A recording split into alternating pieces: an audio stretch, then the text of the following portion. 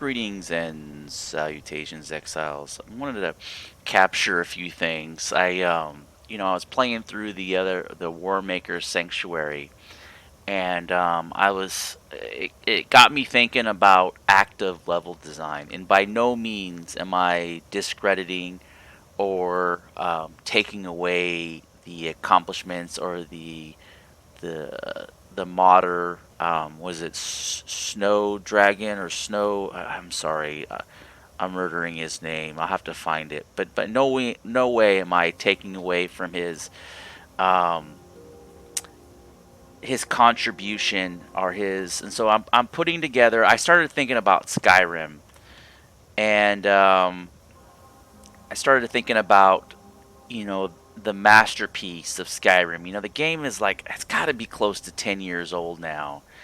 And here I'm on the peak, and there's the snow flurry, where the wind is catching the snow and kind of blowing it off the cliff face there, the visual effects. And I know the Unreal 4 has some of those capabilities, and I know they are graphic intensive. So what I'm going to do with this video series is I'm going to go through and capture some immersion is what I'm going to do. Level design and immersion. And just to kind of start an active discussion on the kind of to spur the development process, or to just kind of the continuous refinement of Exiles. And they have just done so well. Here you can see the mist from the waterfall, and then the smoke from the fire, and then you have the bodies. And here's an example. Like, I was thinking of the Unnamed City, where they have all the skeleton corpses, and then as you run by, they sit up. But when they lay on the ground, they all lay back down.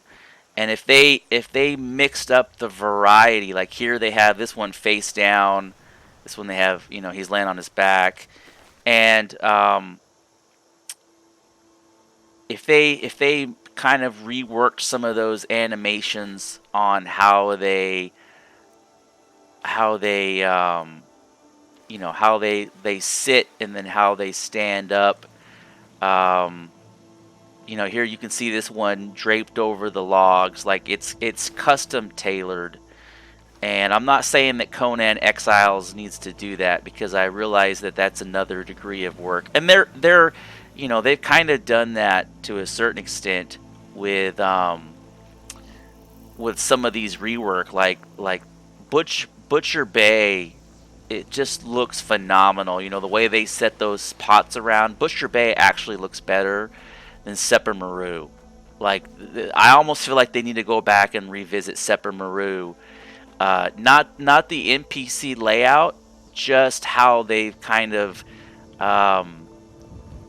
added the swag in Butcher Bay. The pots and with the animals, and it's definitely really nicely done.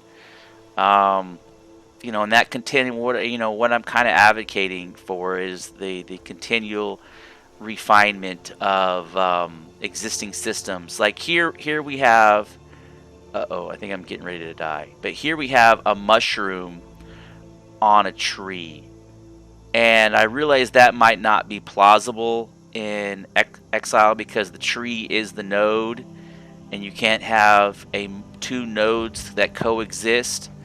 But let's see if I can. Oh, I got him.